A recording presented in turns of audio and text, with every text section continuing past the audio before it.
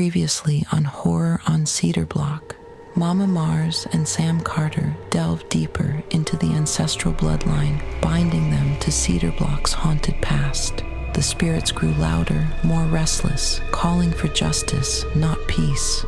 In the darkened woods behind the church, they performed the fire rite, invoking ancestors drowned in silence and rage. Visions of tortured souls surrounded them. Chains rattled in the air, and when the final name was spoken, a veil lifted, revealing a chilling truth. The descendants of the slave masters still walk among them, cloaked in power and violence. Now vengeance is no longer a question of if, but how soon. It's horror on Cedar Block. Horror on Cedar Block.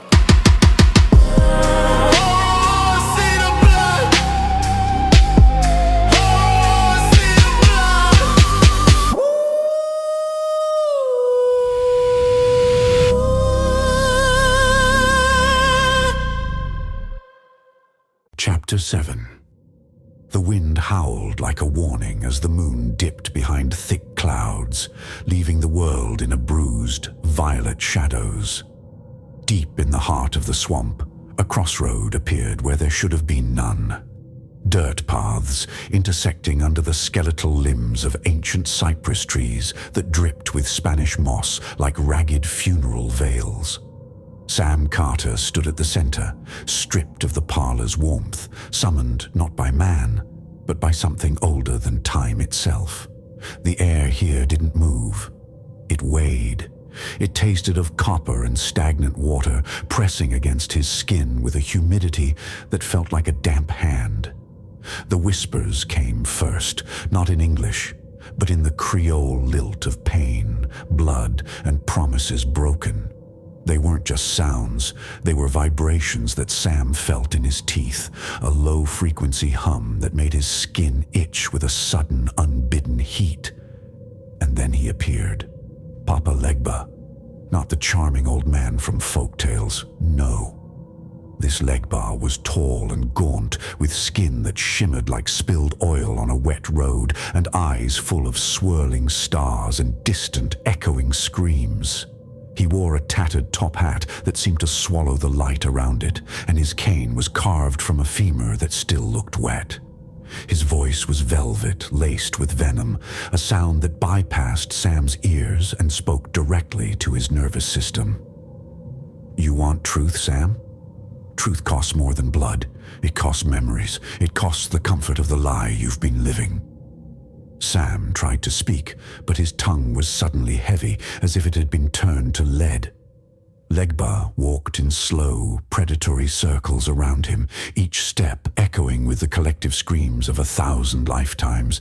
With every rotation, the boundary between Sam's skin and the swamp air seemed to dissolve. He felt a terrifying vulnerability, a nakedness of the soul that was both agonizing and strangely intoxicating. Flames danced from Legba's fingertips, blue and sickly green, as scenes began to flicker in the air like a grotesque theater. A young girl hanged from a tree for loving a white boy, her feet kicking in a rhythmic dance that matched the throb in Sam's temples. A man skinned alive for teaching slaves to read, his muscles glistening in the firelight. Serenity's great-grandmother speaking to spirits in tongues no man was meant to know, her body arching in a trance that looked like both agony and ecstasy. The visions bent the world around Sam, sound warped into a low, wet growl, and the air thickened until it felt like he was breathing silt. In one sudden, violent shift, the swamp vanished. He stood in a bedroom not his own, a place of heavy velvet curtains and the cloying scent of jasmine and decay. A woman with hair like midnight and skin marked with glowing ink-black sigils beckoned him forward from a bed of tangled silk. She wore nothing but heavy gold chains around her neck that clinked with a musical, metallic hunger. She was the gate. Her gaze stripped him of guilt, of history, of himself. Her touch was fire and ice. Each finger trailing down his chest felt like a hot needle, leaving a wake of shivering goosebumps. When she leaned in, her lips didn't just touch his. They seemed to want to inhale him. Each kiss was an incantation, a wordless promise of a power that would make the pain of Cedar Block feel like a distant dream. "She's not real," Legba's voice whispered beside him, his presence a shadow in the corner of the room, his eyes watching with a voyeur's intensity. "She's the promise of power, yours if you dare to be destroyed by it." Their bodies met in a sacred, frantic rhythm. The sheets beneath them were soaked in ancestral symbols that pulsed with each moan, the ink bleeding onto their skin until they were both covered in the history of the dead. Sam's heart felt like it was going to burst through his ribs. The pleasure was a trap, a golden hook buried in his throat. He felt the weight of every ancestor who had traded their soul for a moment of heat, every man who had sold his future for a glimpse of the divine. But as climax neared, as the world narrowed down to the white-hot point of his own desire, the woman's face twisted, her jaw unhinged with a sickening crack, her eyes rolled back to reveal voids of shifting ash, and a second voice, ancient and distorted, tore through her throat. "Blood! Sacrifice! Now!" The illusion shattered like dropped glass. Sam gasped, his lungs burning as he found himself back at the crossroads, naked and shivering.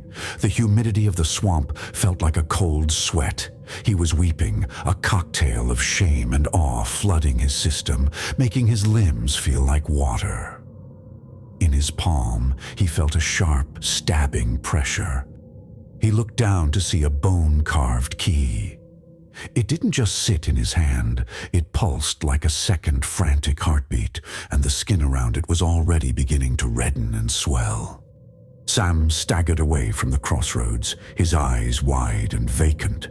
His heart felt hollowed out, as if Legba had reached inside and taken the best parts of him as a down payment.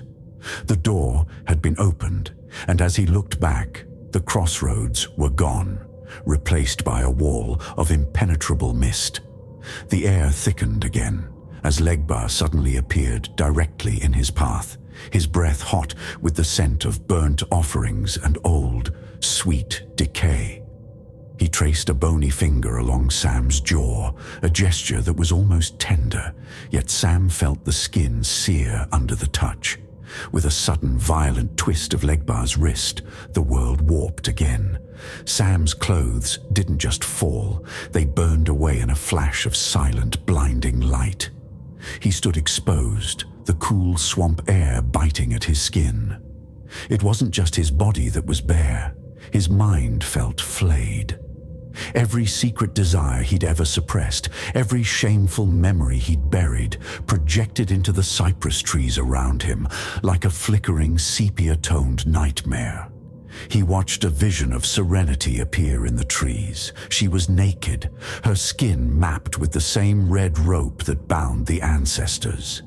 She was weeping blood, her body writhing under invisible chains as shadow spirits circled her, their laughter sounding like dry leaves skittering over a grave. "Do you want her?" Legba whispered, his voice curling into Sam's ear like smoke.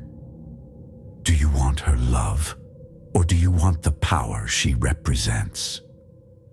The god circled Sam like a predator who had already won. "You can't have both, boy. Love requires a soul. Power requires you to burn it." Suddenly, the forest floor peeled open like a ripening fruit, raw, oozing, and smelling of deep earth and old graves.